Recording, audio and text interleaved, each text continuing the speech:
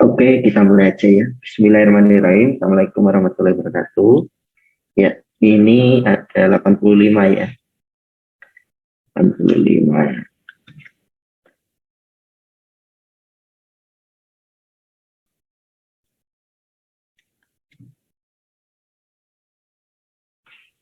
Ya. Ya, kita pagi ini berapa menit ini? 1,5 jam ya. Kita akan diskusi tentang gastrohepatointestinal disease.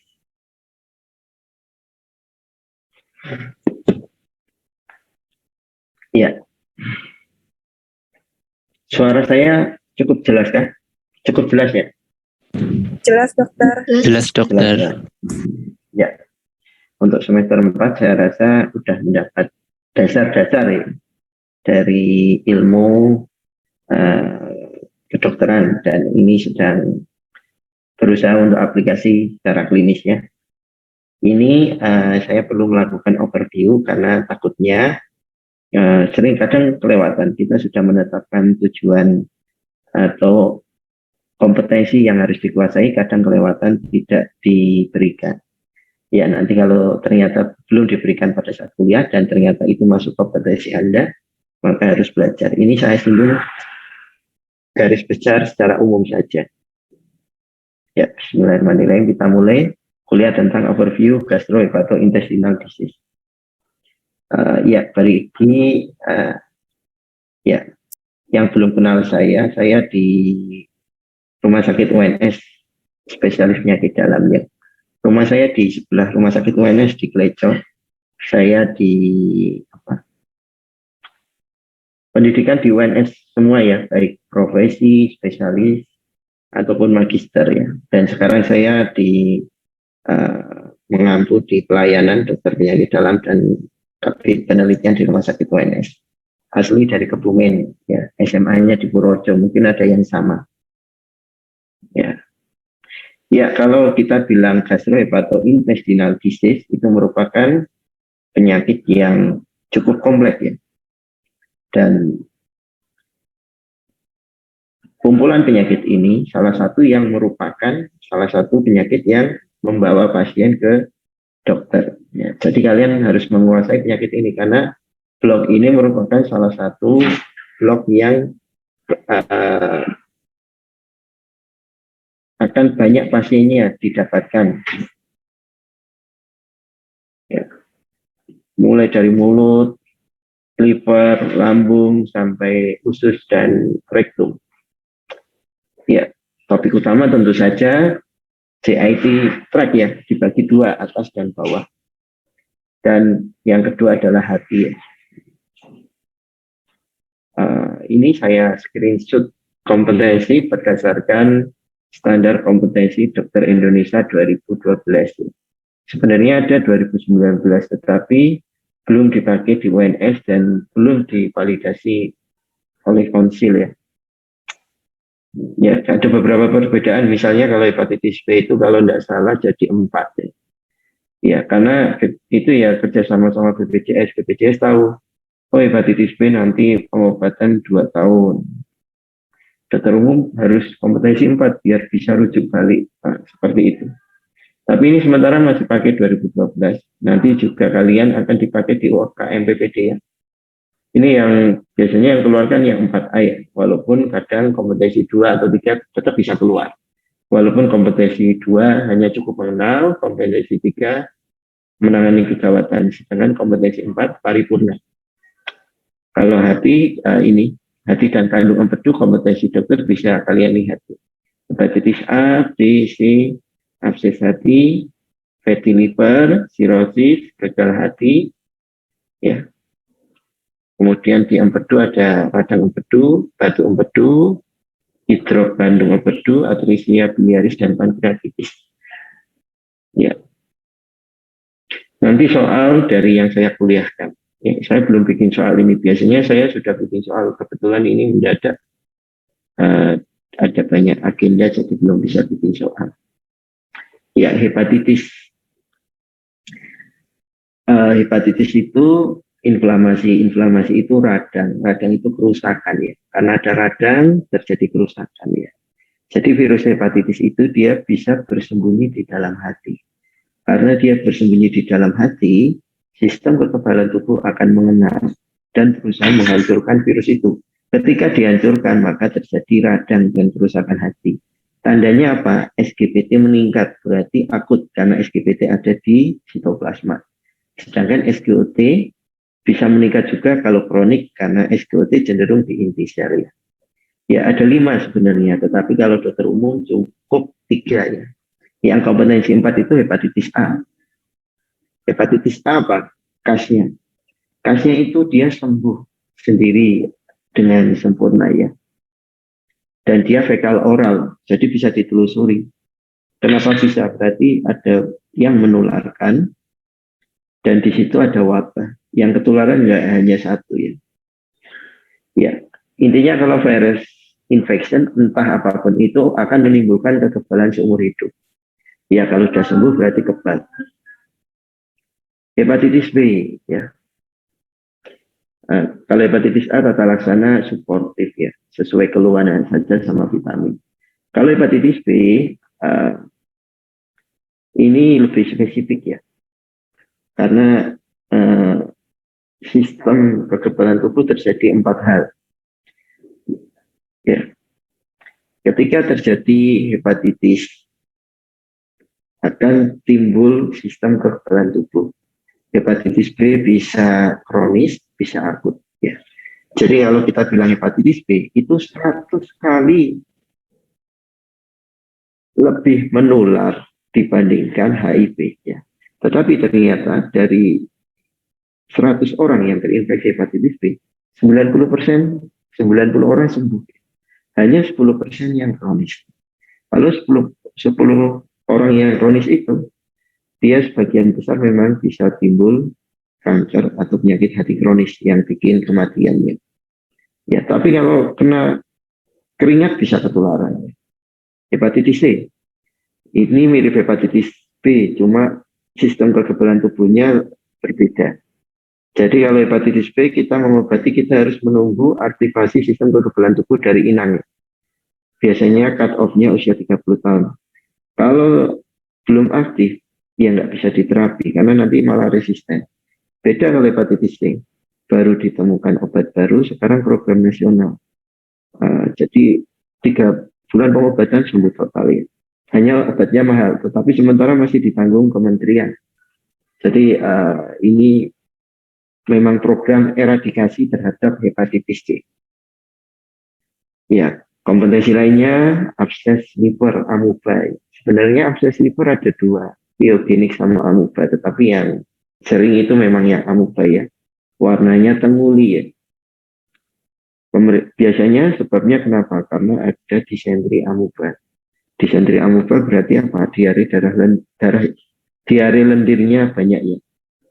Kalau diare darahnya banyak itu disentri bacillus. Ya. Jadi karena diare ternyata amuba itu dia bisa menembus terus pindah ke liver dan bikin abses.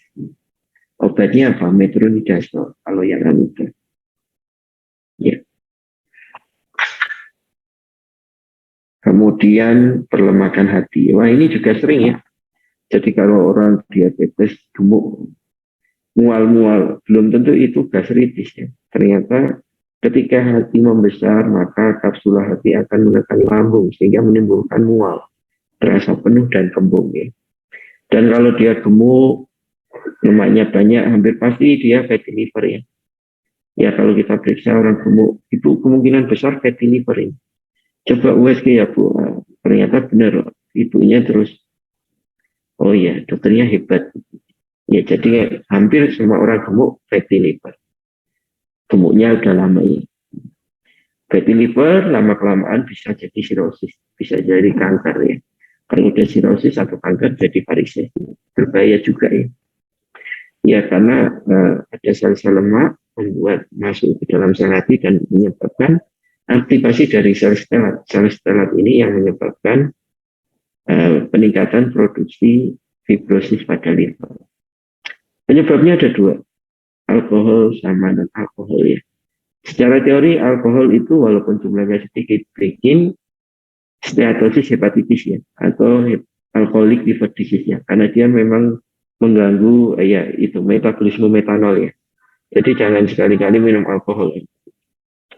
Kemudian yang kedua adalah non-alkoholik ya. Non-alkoholik ini bisa karena perlemakan, karena obesitas, atau resistensi insulin berlebihan pada diabetes atau dislipidemia karena triglycerid yang tinggi. Ya gitu, ini fatty liver ini penyakit yang cukup sering karena obesitas semakin meningkat, apalagi zaman pandemi, jarang aktivitas. Ya. Kemudian sirosis hepatis ya. Sirosis hepatis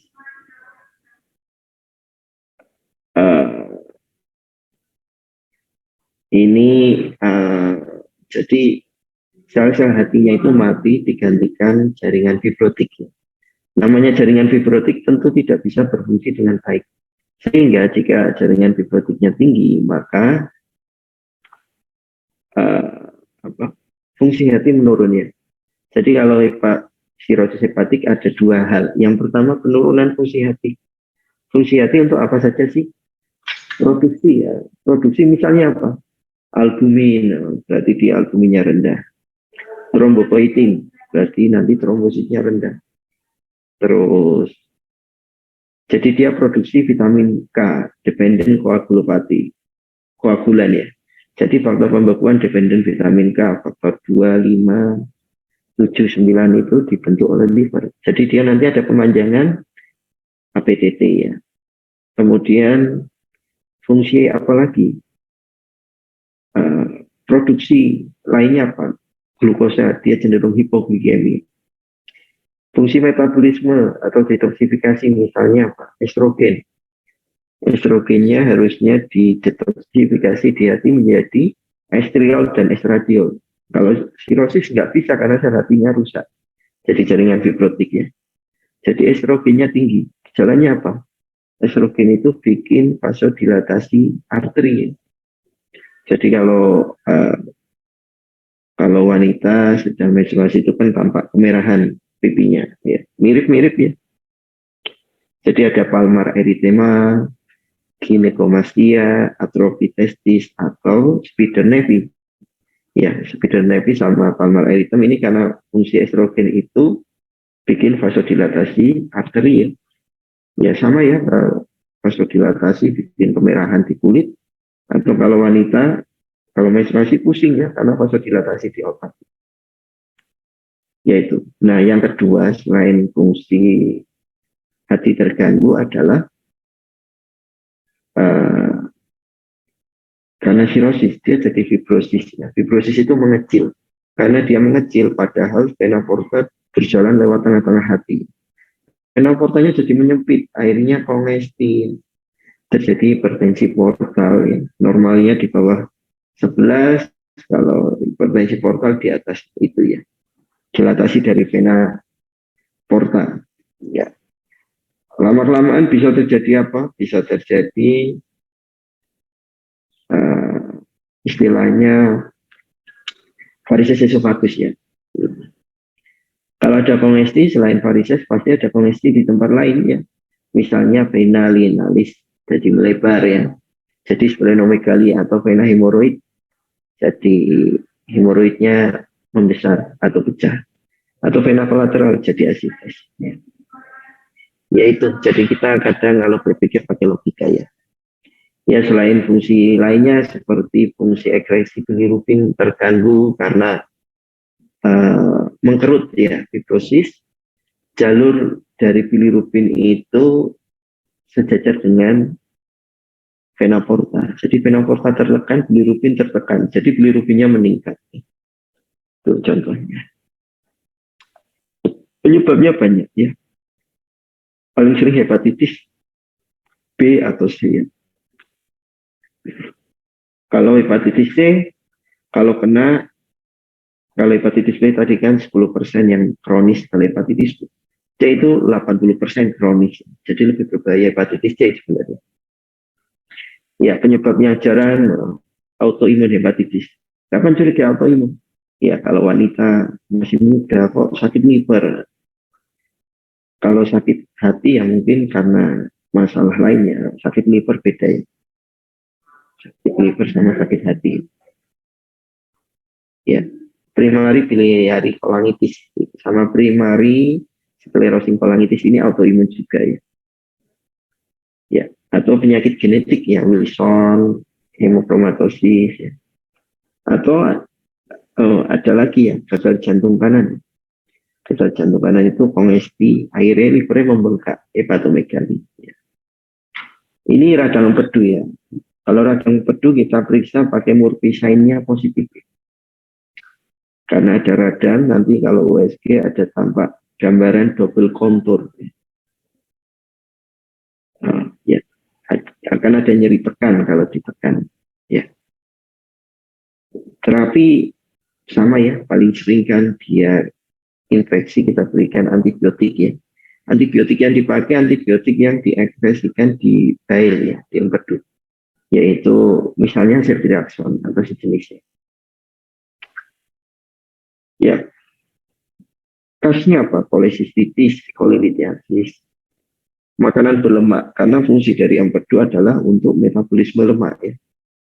Jadi kalau makan gorengan sakit Pak. Sakit, oh ya itu kemungkinan batu empedu atau radang empedu ya.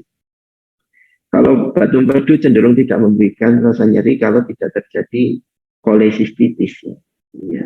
Kalau kolelitiasis memang sering terjadi kolesistitis. Hati-hati ya.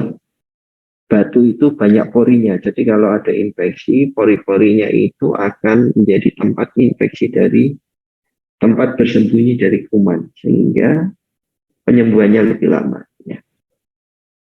Kalau kolelitiasis itu batunya masih di kantong empedu.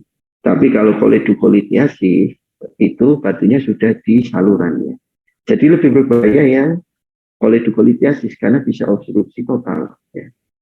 Secara teori, obstruksi total saluran empedu 3 minggu cukup jadi sirosis. Nah, sirosis biliar namanya. Ya, ini stadium dari batu empedu ya. Ya, jadi sebenarnya batu empedu itu ada dua, batu kolesterol sama batu pigmen. Jarang literatur yang menyebutkan, tetapi kalau kita USG gampang. Batu pigmen itu keras, diobati tidak mungkin. Kalau batu kolesterol dia rapuh. Karena batu pigmen keras kalau di USG tampak gambaran akustik shadow. Kalau batu kolesterol dia rapuh, akustik shadownya nggak ada. Akustik shadow itu kayak bayangan di bawah batu. Kalau batu kolesterol obatnya namanya Urdapak, asam ursodioksid. Dia menghalangi penyerapan kolesterol pada batu.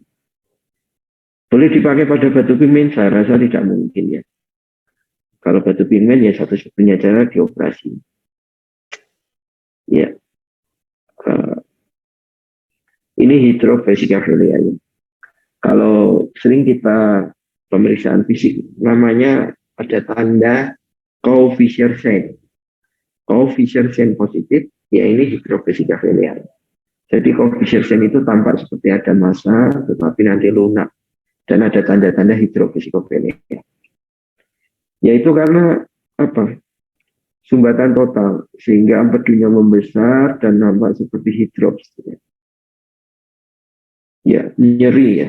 Kalau empedu itu nyeri pertama. Nyeri tekan, nyeri ketika makan berlemak, dan karena empedunya membengkak, dia menekan lambung. Jadi mual muntah tetapi tidak uh, sakit ya. Sebenarnya cukup mudah membedakan antara gastritis atau empedu ya. Kalau empedu sakit makan berlemak. Gastritis sakit makan pedas. Saya nggak pernah makan pedas dok. Iya, kalau seperti itu kamu kembalikan pada pasien. Masa bapak seumur hidup nggak pernah makan pedas? Terakhir makan pedas kapan?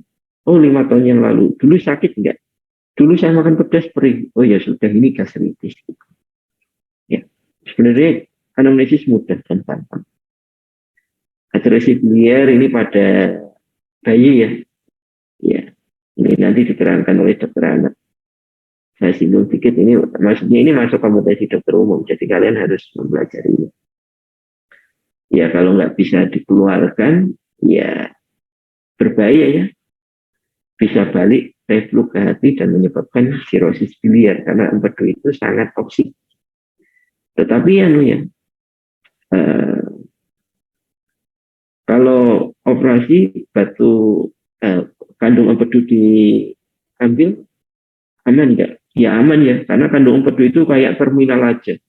Dia bukan jalur utama ya, kayak jalur belok ke terminal, habis itu kembali ke jalur sambung. Tapi kalau atresia biliar ini kan memang nggak ada saluran empedunya.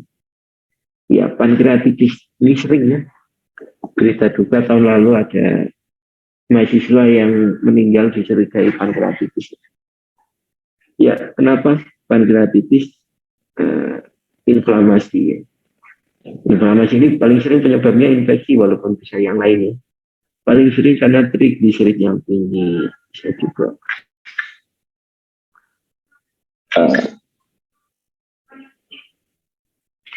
ya obatnya ya antibiotik ya.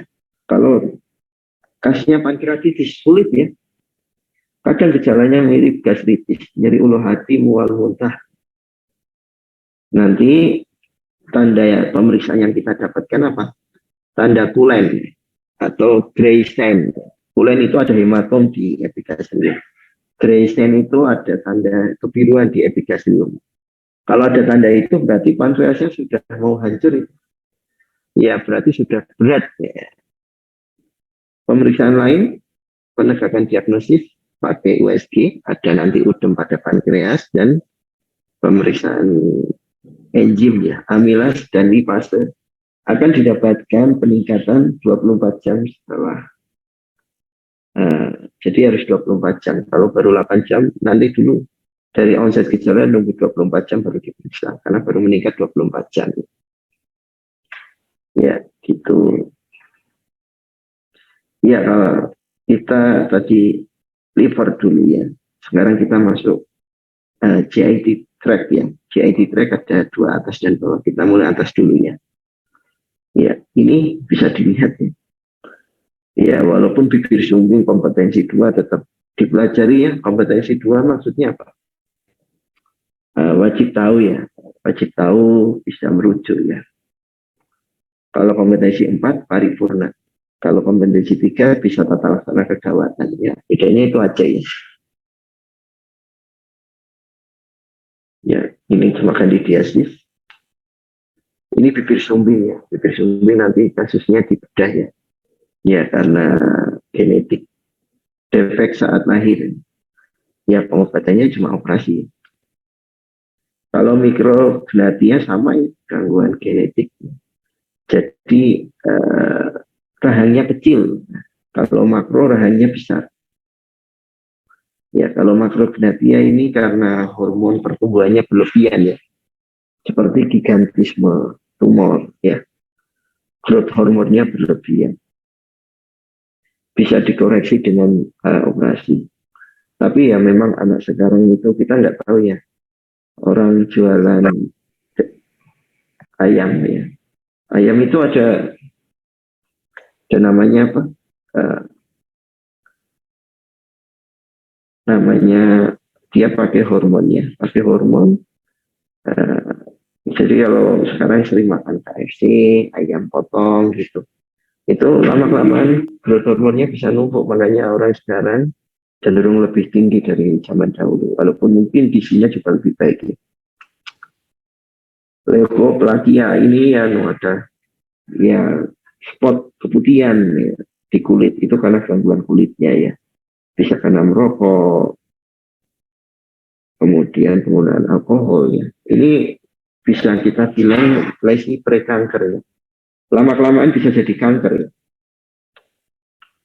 Nah ini yang 4A kandidiasis. Kandidiasis itu sering ya, terutama pada imunokompromis.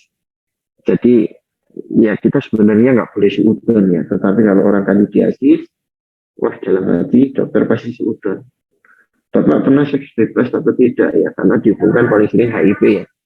Walaupun diabetes bisa juga ya. Ini gampang ini. Kalau cukup kasih statin, umur insya Allah sembuh. Ya ini kulkus di mulut banyak penyebabnya ya. Ya bisa yang paling berat kanker. Yang paling jarang apa autoimun. Ternyata sariawan itu salah satu gejala autoimun. Khasnya apa kalau autoimun? Di langit-langit tidak nyeri, yaitu autoimun. Kalau yang lain bisa infeksi. Ya. Tetapi kalau orang sariawan terus anamnesis semua apa? Ditanya, gigi berlubang saja tidak? Oh, ya. Karena paling sering ya jangan-jangan apa penyebabnya gigi berlubang ya. Atau adanya higienis yang kurang di rongga mulut ya.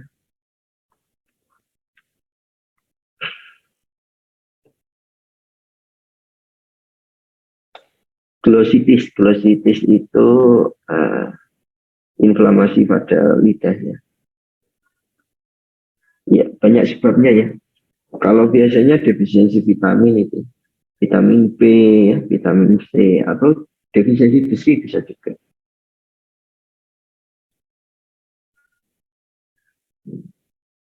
Ya, kalau defisiensi besi, kenapa sih? Karena vitamin-vitamin tersebut adalah vitamin pembentuk epitel kulit ya. Misalnya defisiensi besi, besi itu penting untuk epitalisasi kulit ya. Jadi dia ada glositis, nyeri telan, telinga bercenging. Kenapa telinga bercenging kalau defisiensi besi pada anemia?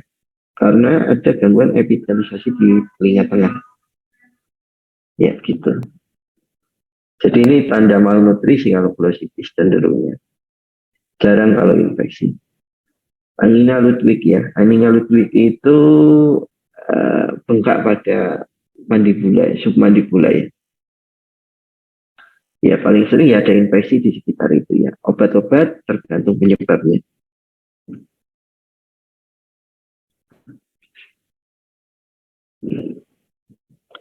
Parotitis, nah ini kasusnya dokter umum ini 4A ya. Parotitis itu sering, almost bagian besar karena virus. Tetapi selalu berpikir jangan-jangan infeksi infeksi bakteri bisa juga ya. Infeksi bakteri. Kemudian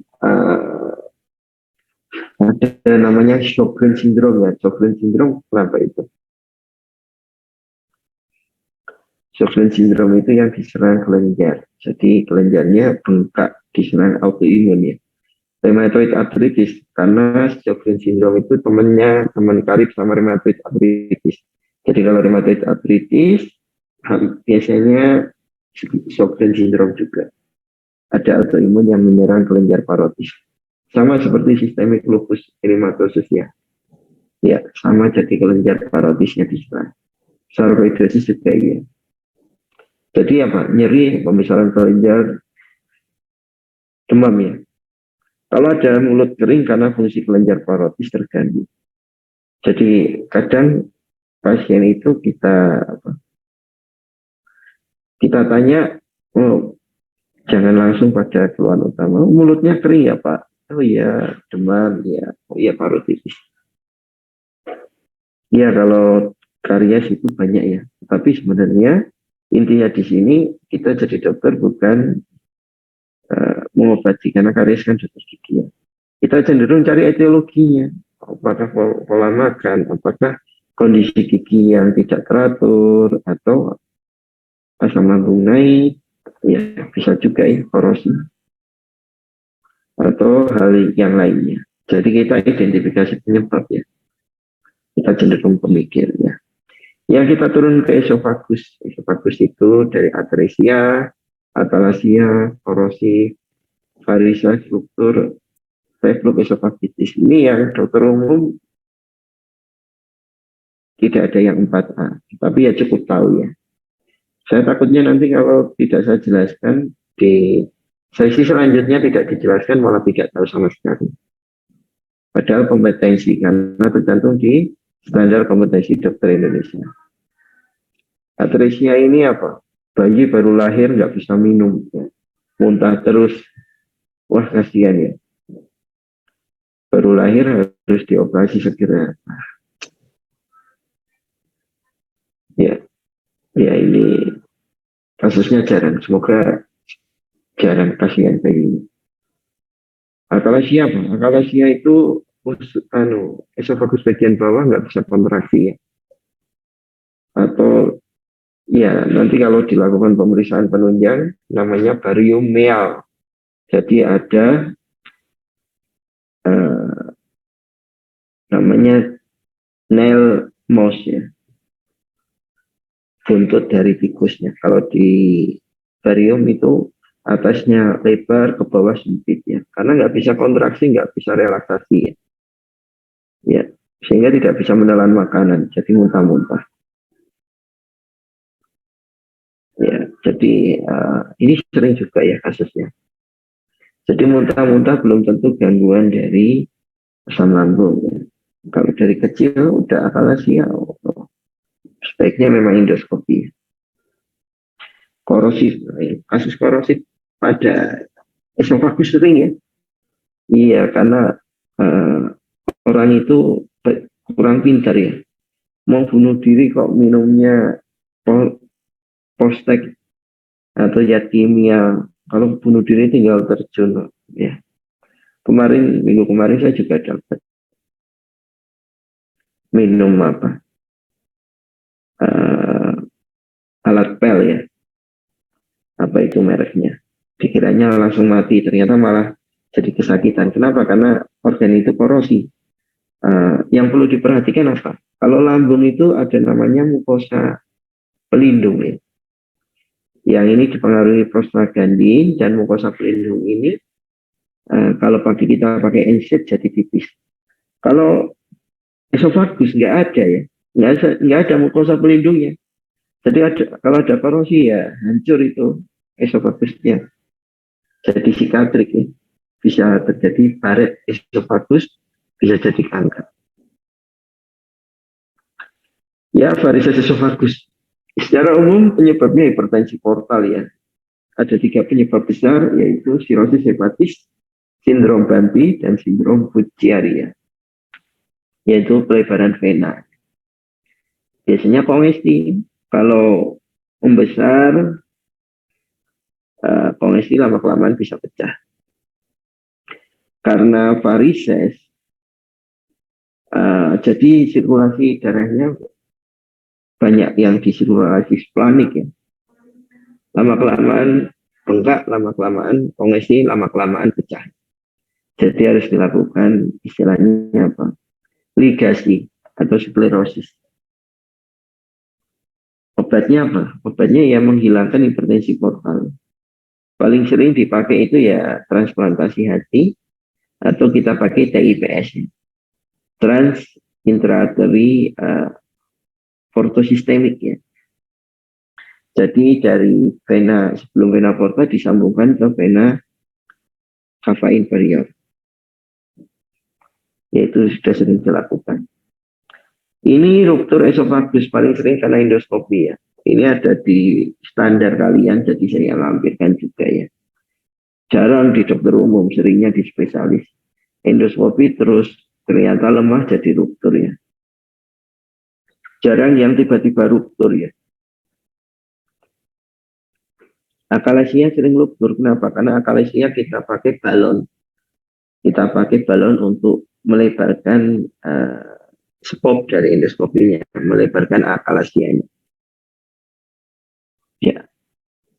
Ya ini tadi saya bilang, esofagus itu tidak ada lapisan pelindung, hanya kulit. Jadi kalau ada asam lambung sedikit saja yang naik, dia akan bikin esofagitis. 8-10 cm dari esofagus. Ya ini kita sampai pada dinding abdomen. Ya. Dinding abdomen, ya ada hernia, peritonitis, perforasi usus, malrotasi, dan infeksi umbilikalis. Ini yang tercantum di standar. Ya rata-rata 3B ya, terutama hernia sama peritonitis. Jadi boleh tata laksana. Yang paripurna infeksi pada umbilikus. Ya nanti kalau ujian UKM PPD kalian juga memperhatikan, oh kompetensi saya cuma 2A. Kompetensi 2 itu berarti cukup mendiagnosis. Tidak perlu tata laksana. Kamu nggak usah baca tata laksananya, nggak mungkin keluar ya. Kan ujian cuma ada 3 ya, kalau mau CPD, mau UKM PPD sama ya. Pertama diagnosis, kedua pathogenesis, yang ketiga tata laksana. Udah, dibolak-balik itu aja semua. Kalau lain-lain nggak perlu dipelajari. Nanti kalau saya bikin soal ya cuma itu 3 itu aja. Hernia udah tahu semua ya, karena ada kelemahan pada lubang-lubang hernia sehingga keluarnya. Kalau peritonitis apa? Radang pada peritonium. Tandanya apa kalau pemeriksaan fisik? Nanti didapatkan peka hati menghilang. Harusnya hati itu peka. Tapi kalau orang peritonitis jadi timpani karena ada udara bebas. Kalau orang peritonitis ada nyeri depan muskuler. Ditekan khususnya tambah tegang. Kalau udah biasa di IGD nanti paham ini peritonitis, ini gastritis. Tapi ya kadang sulit membedakan apalagi kalau wanita ya, karena wanita sering berlebihan. Ya sulitnya karena 50% dari pain, dari nyeri itu adalah psikis. Kalau psikisnya tidak stabil ya tambah sakitnya. Sulit bedain ini peritonitis atau gastritis, kadang sulit. Kalau peritonitis kita harus operasi, identifikasi penyebabnya dan diberikan terapi antibiotik dan cairannya. Peritonitis sama perforasi sama ya.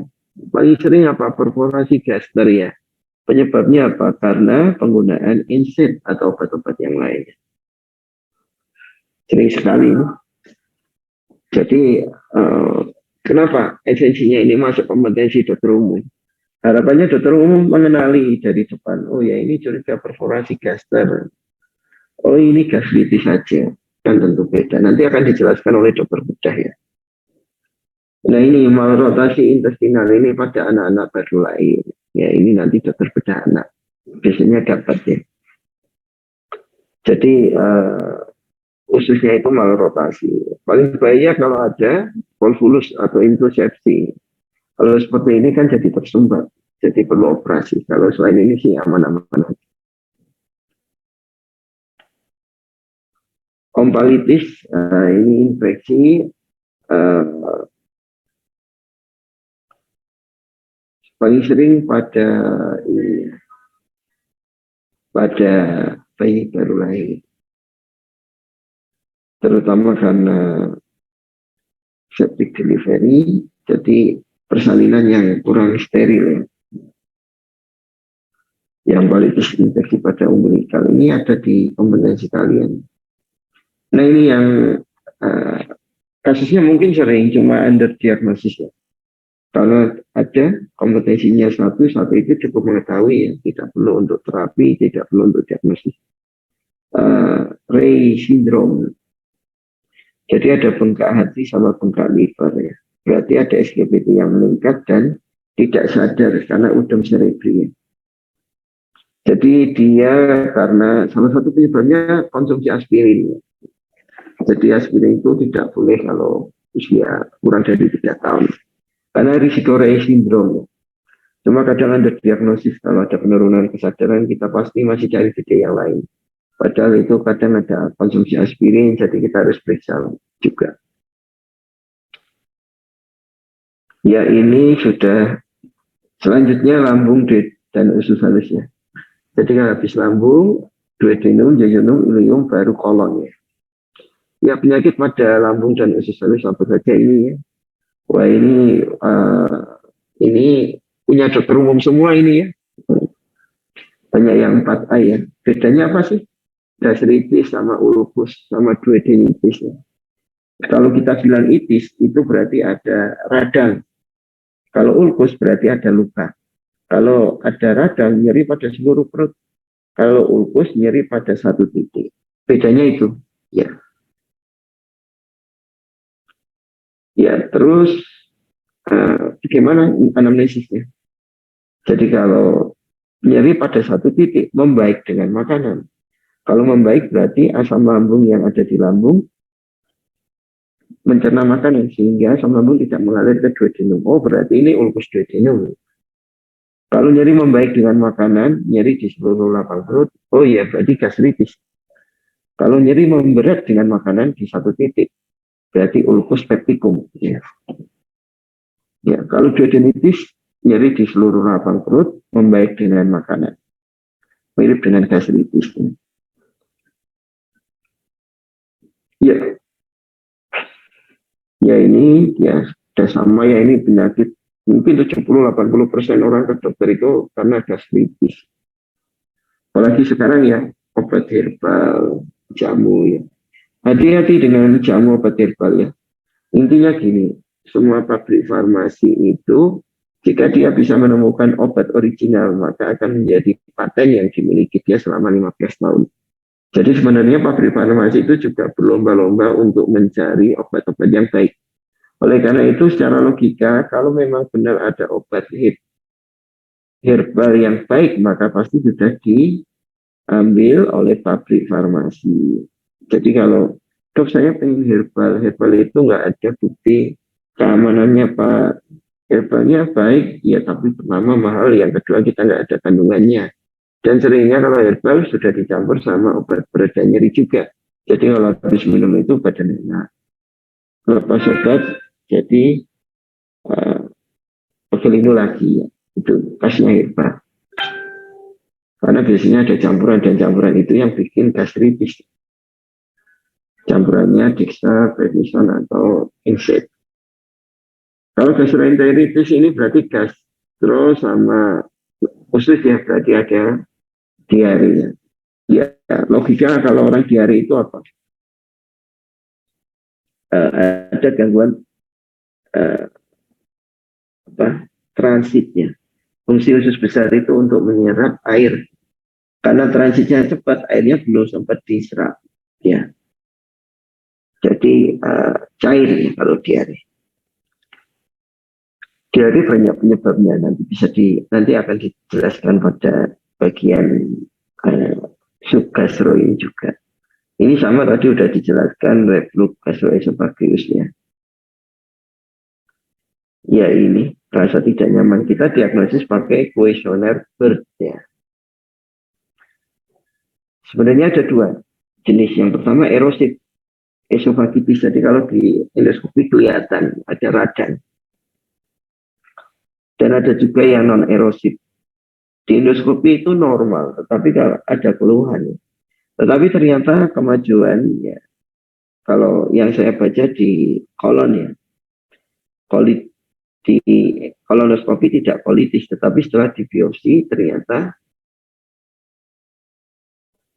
hasil biopsi menunjukkan ada mikrolesi. Nah, mungkin ini juga ada ya, cuma secara legalis etik kalau esofagus normal kita nggak akan biopsi. Ya ini ulcus pecticum tadi sudah saya jelaskan ya. Kalau ada ulkus kita perlu identifikasi penyebab dan obati penyebabnya. Jadi jangan diobati ulkusnya saja ya. Stenosis pylorus ya. Pylorus itu apa? Tempat keluar dari lambung. Kalau stenosis berarti paling sering apa? Asam lambungnya juga reflux. Jadi gejalanya biasanya gastritis atau ulkus. Nah ini sering terjadi pada bayi ya. Kalau pada bayi nanti ada muntah warna kehijauan, ya mungkin ini stenosis pylorus. Penegakan dengan endoskopi. Nah ini jarang sekali ya. Lahir-lahir tidak punya usus ya. Wah kalau seperti itu lahir-lahir muntah-muntah nggak punya usus ya. Kasihan orang tuanya. Operasinya mahal. Divertikulum itu kayak ada apa lubang karena kelemahan dari usus. Ya, 2-3% populasi. Ketahuannya kalau di kolonoskopi, kalau belum di kolonoskopi ya nggak ketahuan.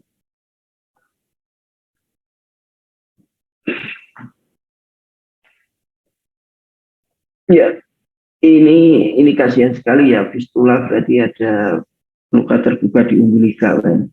Omvalesal jadi ada defek ya, sehingga terjadi gastroskisis. Ada lubang di abdomen, ususnya keluar, gampangannya ini ya. Fistula umbilical, omvalesal, gastroskisis itu ususnya keluar. Ini penyakit anak-anak. Tapi ini masuk SKD juga ya. Kalau kayak gini ya harus dirujuk, harus operasi segera. Kasihan. Apendisitis akut. Nah ini juga primadona dokter umum. Ada sendiri gimana cara membedakan apendisitis dan bukan. Kalau apendisitis salah satunya ya memastikan pakai rectal torsion. Kalau rectal torsion nanti ditekan-tekan sakit ya apendisitis. Memastikan pakai USG ya. USG nanti ada namanya target sign. Ada gambaran sel target, bunder-bunder. Oh ya ini. Oh ini appendiknya membesar ya. Normalnya 5-6 mm. Oh ini ternyata 8 mm. Sudah membesar. Akut berarti.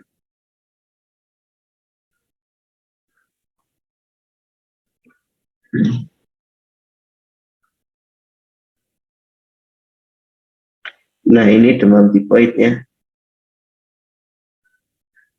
Demam tipoid itu penyebabnya apa? Penyebabnya infeksi salmonella ya. Ini fekal oral juga ya. Jadi sebenarnya kalau benar tipoid, kita harus identifikasi sumbernya.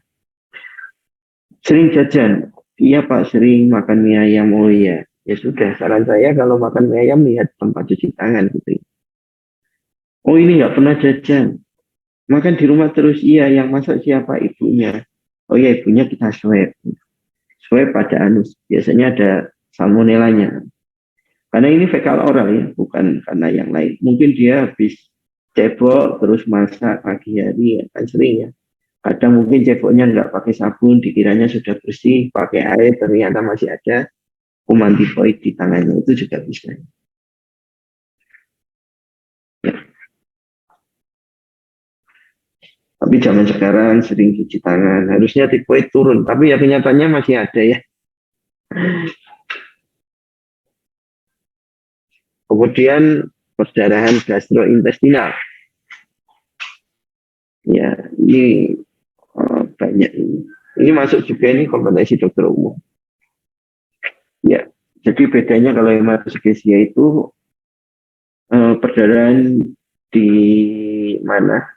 Anus ya, warnanya kemerahan. Kalau dia menetes berarti di sekitar rektum. Kalau dia bercampur di sekitar ususnya. Ada lagi melena. Melena itu perdarahan di lambung warnanya kehitaman karena darah bercampur dengan asam lambung. Coklat kehitaman. Ada lagi namanya hematomesis. Kalau hematemesis itu darah keluar ya. Hematemesis minimal 500 cc darahnya. Kalau melena 200. Ileus ya, ileus ini apa? Gerakan usus terganggu ya. Bisa paralisis, bisa obstruksi. Kalau obstruksi ya dicari penyebabnya. Kalau kanker atau sumbatan karena massa dan kondisi akut ya dioperasi. Ini malabsorpsi ya. Saya takutnya nanti tidak dapat ini. Ya ada yang menjelaskan ini malabsorpsi ini apa ini? Ya gangguan menyerap. Jadi seperti saya bilang ternyata penyerapan itu selain di lambung, usus kecil, di usus besar juga ada sedikitnya. Jadi kalau orang diare, transit di usus cepat, jadi nggak sempat diserap dikeluarkan. Bahkan dia terjadi kekurangan cairan dan elektrolit. Penyebabnya apa? Kerusakan karena infeksi seperti radang usus kolitis. Bisa juga penggunaan antibiotik karena antibiotik ini merubah pola kumannya. Karena beberapa orang yang IBD itu ternyata pola kumannya berubah ya. Namanya apa? Small intestinal bacterial overgrowth atau SIBO. Ya obatnya apa obatnya? Kalau seperti itu malah antibiotik yang terjadi khusus namanya rifaximin dan probiotiknya. Penyakit Crohn, ya, penyakit pankreatitis dan sebagainya ya. Ini menyebabkan malabsorpsi. Hati-hati ya kalau apa yang kamu makan jadilah itu ya. Itu kalau orang Islam ada hadis seperti itu. Jadi memang kita benar-benar dengan apa yang kita makan ya. Karena selain untuk kebutuhan hidup ternyata berhubungan dengan sistem kekebalan tubuh juga untuk masalah di usus. Ini intoleransi dari makanan. Jadi kalau makan sesuatu terus nggak nyaman, itu namanya intoleransi. Jadi intoleransi dan alergi namanya hypersensitivity. Ya. Bedanya kalau intoleransi itu reaksinya dari ususnya. Jadi nggak nyaman, jadi kembung, jadi nyeri. Kalau alergi dari sistem imunnya, ada reaksi alergi ya. Mungkin gatal-gatal, ya. Kemudian eosinofil meningkat, yaitu alergi makanan. Bedakan dengan intoleransi makanan. Tetapi dua-duanya ini disebut hypersensitivity dari food. Ya. Kalau intoksikasi jelas ya, salah makan, mau bunuh diri, terus makan makanan yang beracun jadi intoksikasi.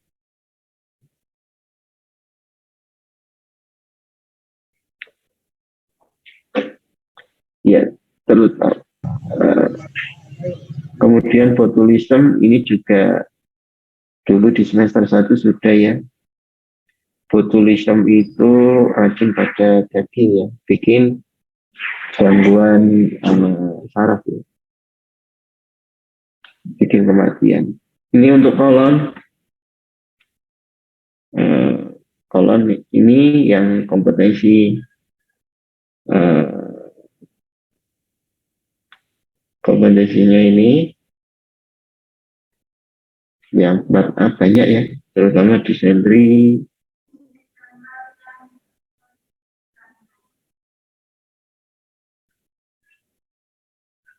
ya.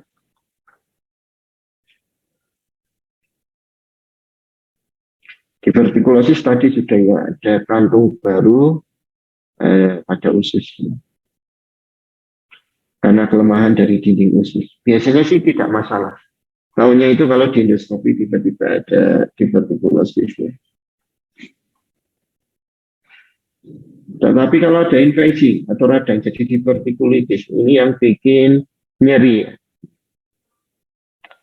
Kalau kolitis itu radang usus, bisa karena infeksi, inflamasi, autoimun ya. Ya kalau kolitis pasti nyeri ya. Nyeri dan berhubungan dengan makanan dan ada diare atau konstipasi. Kalau kemiskinan kolitis ini, kolonoskopi. Kalau disentri, ya infeksi ya. Ada basiler, itu lendir darah, sama amuba. Amuba itu Disentri yang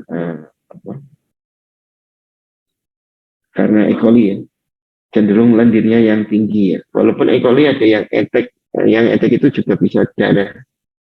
Tapi cenderung amuba itu lendir aja. Ya. Penyakit Crohn itu radang usus karena inflamasi ya.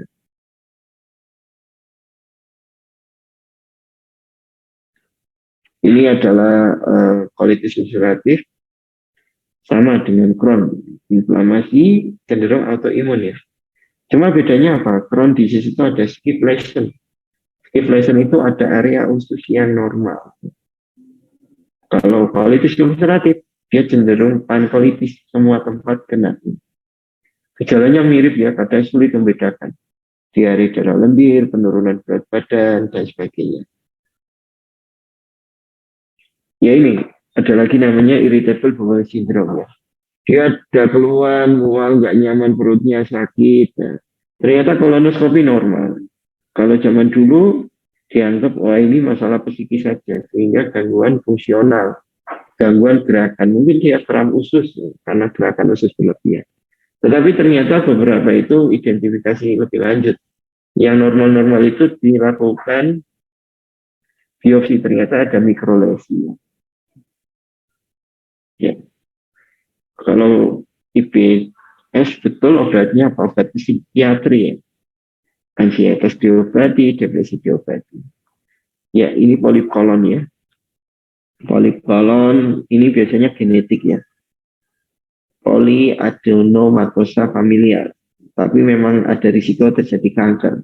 Tapi kalau polip di sepanjang kolon memang tidak dilakukan tindakan. Tapi kalau cuma satu atau dua bisa dilakukan pemotongan polip.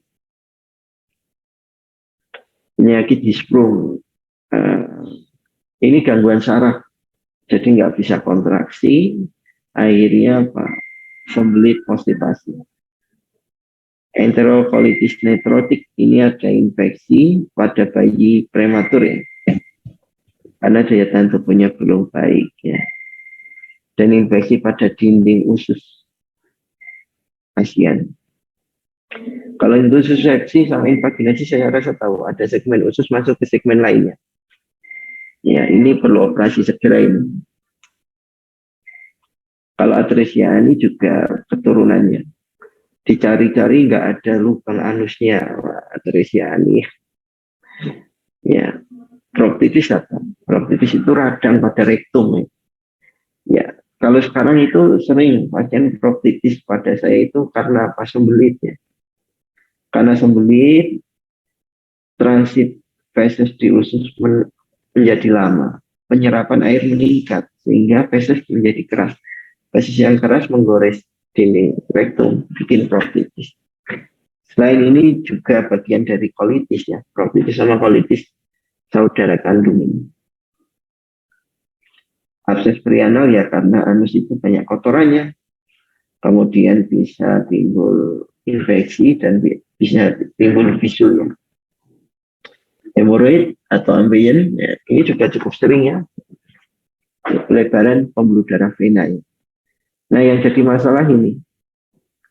Jadi salah satu yang memicu gerak defekasi adalah penuhnya dinding anus oleh feses.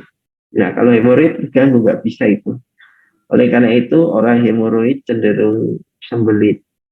BAB-nya keras makin memperparah hemoroidnya dan ini seperti lingkaran setan.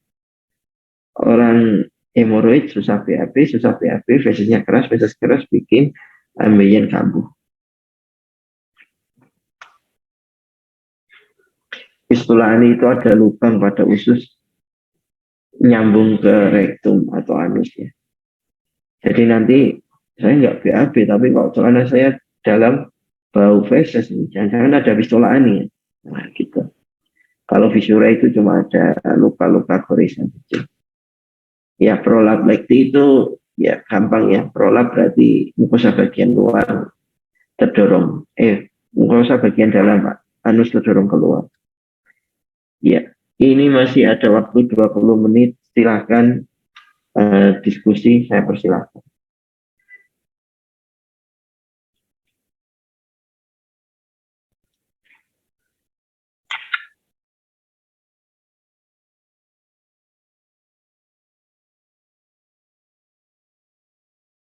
Ada yang mau ditanyakan?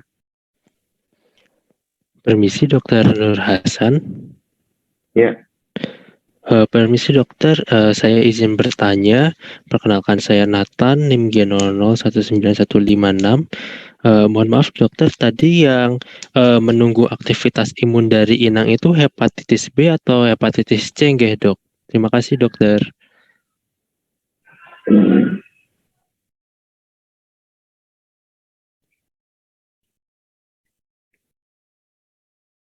Jadi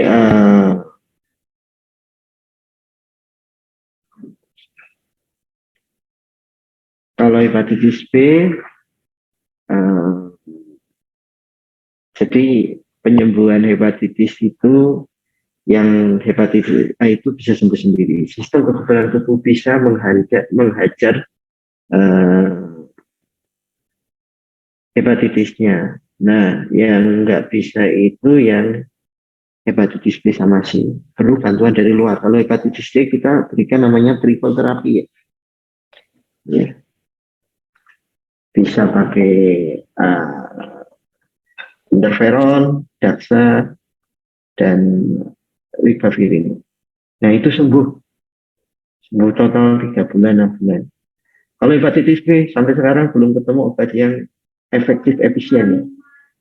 Target hepatitis B apa? Pertama HBsAg menjadi negatif. Kedua, kalau HBsAg nggak bisa negatif minimal HBV DNA. HBV DNA ini jumlah virus menjadi 0. Kalaupun tidak bisa jadi 0, target terakhir ya sudah. Tadinya 1 juta sekarang tinggal 100. Menurun penurunan HBV DNA. Nah, gimana mekanismenya? Kita perlu identifikasi fase mana dia.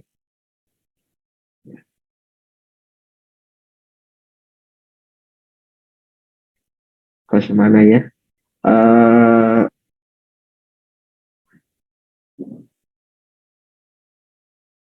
Jadi hepatitis B itu kalau akut bisa sembuh sendiri, nggak usah diapa-apain, nggak usah terapi. Nanti tunggu 6 bulan, 6 bulan habis sakit bisa jadi negatif. Itu kalau akut.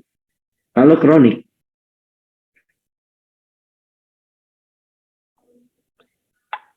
uh, kalau kronik apa? Ada 4 fase.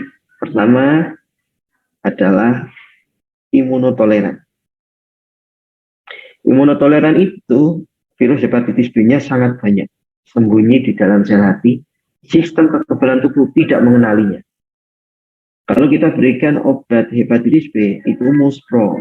Muspro apa bahasa Indonesia-nya? Tidak ada gunanya. Karena risiko obat hepatitis B itu cuma ada 5 jenisnya. Interferon dan nukleosid anolik ada 5 ya. Lamivudin, telbivudin, endekapir,